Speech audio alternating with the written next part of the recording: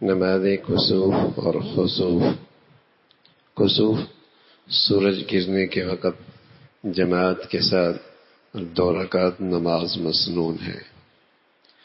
اللہ کی قدرت کی 2 بہت بڑی نشانیاں ہیں، سورج، چاند، اور کبھی ایسا بھی ہوتا ہے کہ یہ بے نور ہو جاتے ہیں۔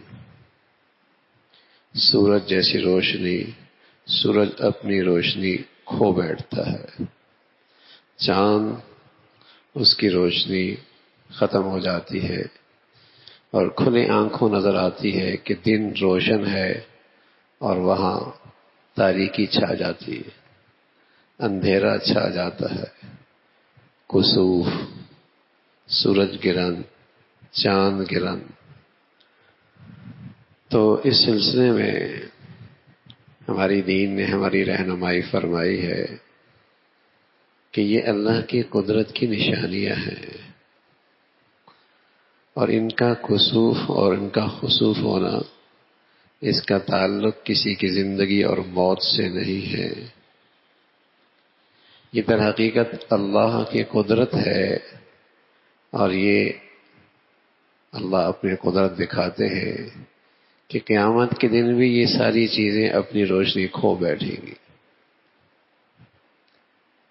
اللہ کے لیے ایک لمحے کے لیے ایسے پر نور چیزوں کی روشنی سلب کرنا کوئی مشکل نہیں ہے۔ اس موقع پہ رسول اللہ صلی اللہ علیہ وسلم نے جو تعلیم دی ہے وہ اللہ کی طرف رجوع کرنے کی تعلیم دی ہے۔ غلط فہمیاں ہیں لوگوں میں عام طور پہ کہ سورج گرہن ہو رہا، اب یہ عورت بھی باہر نہیں نکل سکتی، اب یوں بھی نہیں ہو سکتا، اب ایسا بھی نہیں ہو سکتا۔ یہ چیزیں بھی ہمارے معاشرے میں پھیلی ہوئی ہے، اور دوسری طرف لوگ اسے تماشا بنا لیتے ہیں، دوربین کے ذریعے اس کو دیکھنے لگ جاتے ہیں۔ تو دونوں غفلت کی نقشے ہیں۔ حقیقت کیا ہے؟ اس موقع پہ اللہ کی طرف رجوع کرنا، نماز کا اہتمام کرنا۔ رسول اللہ صلی اللہ علیہ وسلم اس موقع پہ نماز کا اہتمام فرمایا کرتے تھے۔ یہ اللہ کے نبی صلی اللہ علیہ وسلم کی تعلیم ہے کہ اللہ کی طرف رجوع کیا جائے۔ تو اسی میں سے سورج گرہن کے وقت جماعت کے ساتھ 2 رکعت نماز مسنون ہے۔ نماز کسوف جماعت سے ادا کی جائے، اور ایک روایت میں ہے کہ امام مسجد اپنی مسجد میں نماز کسوف پڑھا سکتا ہے۔ اگر امام نہ ہو تو لوگ اپنی نماز تنہا فردن پڑھیں، 2 رکعت یا 4 رکعت اور 4 رکعت افضل ہے۔ بہتر تو یہی ہے کہ یہ نماز جماعت سے ادا ہو، یہ نفلی نماز ہے، اور اگر جماعت نہیں ہے تو فردن 2 رکعتیں یا 4 رکعتیں ملا کر اس کا اہتمام ہو۔ عورتیں یہ نماز تنہا پڑھے ہیں، عورتیں بھی اپنے گھر میں اس کا اہتمام کر سکتی ہیں۔ نماز کسوف کے لیے اذان نہیں، اقامت نہیں، اور اگر لوگوں کو جمع کرنا مقصود ہو تو یوں کہا جا سکتا ہے الصلاۃ جامعہ، الصلاۃ جامعہ۔ تو ان الفاظ کے ذریعے لوگوں کو اکٹھا کیا جا سکتا ہے۔ نماز کسوف میں بڑی بڑی صورتوں مثلا سورہ بقرہ وغیرہ پڑھنا، رکوع اور سجدوں کو بہت لمبا کرنا، یہ فرض نہیں ہے، واجب نہیں ہے، بہتر ہے، سنت ہے۔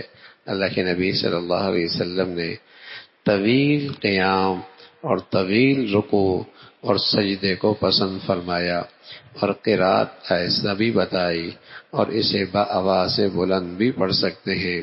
نماز کے بعد امام کو چاہیے کہ دعا میں مصروف ہو جائے، سب مقتدین آمین آمین کہیں۔ خسوف، چاند گرہن، اس وقت بھی 2 رکعت نماز مسنون ہے، مگر اس میں جماعت نہیں، سب لوگ تنہا علیحدہ اپنے گھروں میں نماز پڑھے۔ لیکن اگر جماعت ہو بھی جائے تو کوئی حرج نہیں ہے۔ تو یہ نماز علیحدہ علیحدہ ہے۔ اسی طرح جب کوئی خوف یا مصیبت پیش آئے تو نماز پڑھنا مسنون ہے۔ تو یہ نمازیں کسوف، خسوف، یہ بھی نفلی نمازیں ہیں، اور حاصل ان کا یہی ہے کہ یہ اللہ کی قدرت کی نشانیاں ہیں، اللہ کی بڑائی ہے، اور اس موقع پہ اللہ اپنی قدرت دکھاتے ہیں۔ جیسے قیامت میں یہ ساری چیزیں بے نور ہو جائیں گی، اللہ رب العزت نے آج بھی انہیں بے نور کر دیا اور لمحوں میں ان کی ساری روشنی سلب کر لی۔ اللہ بہت بڑے ہیں، اور اللہ کے بندے اس موقع پہ اللہ کی طرف رجوع کر کے اللہ کی رحمت کو، اللہ کی نصرت کو اور اللہ کے کرم اور فضل کو اپنی طرف متوجہ کرتے ہیں کہ اللہ رب العزت کی ناراضگی سے محفوظ رہا جا سکے۔ تو اس موقع پہ رسول اللہ صلی اللہ علیہ وسلم نے صرف یہی تعلیم دی ہے۔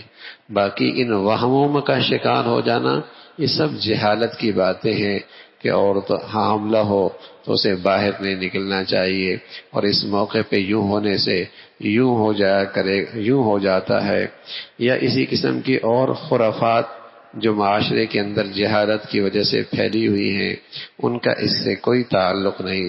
اللہ کی شان، جس دن سورج گرہن ہوا اسی دن اللہ کے نبی صلی اللہ علیہ وسلم کے بیٹے کا بھی انتقال ہو گیا، ابراہیم علیہ السلام کا۔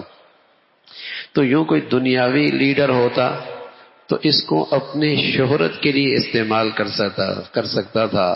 دیکھو بیٹے کا انتقال ہو گیا، آسمان بھی رونے لگ گیا اور سورج کو بھی گرہن لگ گئی اور اس کی بھی روشنی ختم ہو گئی۔ لیکن اللہ کے نبی صلی اللہ علیہ وسلم چونکہ راہ حق کے رہبر اور امام ہیں اور لوگوں کی اصلاح عقائد کے لیے تشریف لائے ہیں، تو فوراً لوگوں کو تلقین فرمائی، لوگوں اس سورج گرہن کا تعلق کسی کے مرنے اور جینے سے نہیں ہے، اس کا تعلق کسی کے جینے اور مرنے سے نہیں ہے، یہ تو اللہ کی قدرت کی ایک نشانی ہے کہ اللہ رب العزت دکھا رہے کہ اس کے اندر روشنی دینا یہ بھی اللہ کی قدرت اور اس کے اختیار میں ہے، اور اسے بے نور کر دینا اور اس کی روشنی کو سلب کر لینا یہ بھی اللہ کی مشیت اور اللہ کی قدرت ہے۔ جب چاہے وہ ذات کچھ بھی کر سکتی ہے، اس کا تعلق کسی کے جینے اور مرنے سے نہیں ہے۔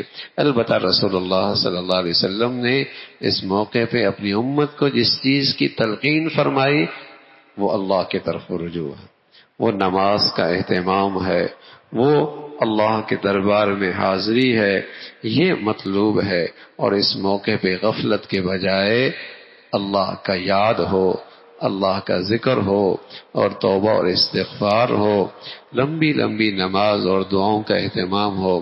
اللہ رب العزت اہتمام نصیب فرما دے۔